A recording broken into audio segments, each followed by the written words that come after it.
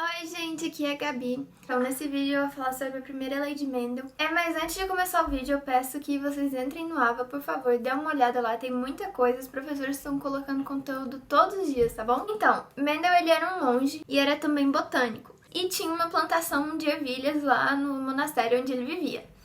Até que um dia ele resolveu estudar ali o que acontecia para tentar entender o princípio da hereditariedade, como que as características são passadas de uma geração para outra, como que isso ocorre.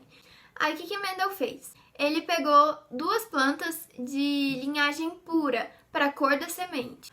Mas como assim pura? Então, as ervilhas dessa planta, elas são hermafroditas. Dentro da florzinha delas tem tanto o órgão feminino quanto o órgão masculino. Então, se você deixar ela de boa, ela vai se autofecundar e gerar descendentes geneticamente idênticos. Aí Mendel, ele sabia que aquela planta era pura quando aquela plantinha, se você deixasse ela lá tranquila, ela se autofecundasse e sempre gerasse plantas com ervilhas amarelas. Então ele observou duas plantas e só gerasse descendentes com as sementes da mesma cor, significava que aquela planta lá ela era pura. Ele fez uma fecundação cruzada dessas duas plantas. Mas como assim? Se essas plantas elas são hermafroditas e elas se autofecundam, o que ele fez? Mendel foi lá, na florzinha da planta com semente de cor amarela, com ervilha de cor amarela, abriu a florzinha dela, porque ela é uma florzinha fechadinha assim, e cortou o órgão masculino, que é tipo um rabicozinho, eu vou pôr essa imagem aqui. Deixou só o feminino. Aí ele foi lá na planta que tem ervilha verde, pegou o pólen que fica no órgão masculino e jogou na outra plantinha que tem ervilha amarela. Ao jogar esse pólen nessa outra ervilha, ela vai ocorrer uma fecundação ali, só que é cruzada, porque é uma planta com outra. Aí ele esperou, demorou cerca de 1 ano até vir os descendentes.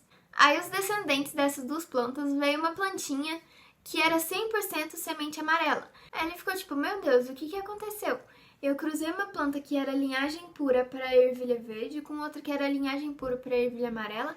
Cruzei as duas e deu uma planta que era 100% ervilhas amarelas. O que aconteceu com a característica ervilha verde? Ele pensou, eu vou deixar essa plantinha que tem 100% ervilhas amarelas se autofecundar para ver o que acontece. Quando veio os descendentes daquela plantinha, eram plantas que tinham uma proporção de 3:1. 3 ervilhas amarelas para uma verde.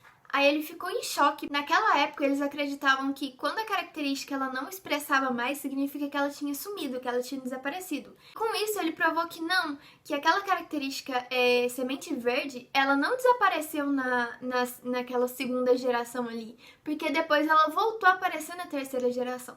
Ah, e eu esqueci de falar, mas as plantinhas que eram de linhagem pura, que ele fez uma fecundação cruzada, ele chamou de geração parental. E os descendentes dessa geração parental, que eram 100% ervilhas amarelas, ele chamou de geração F1.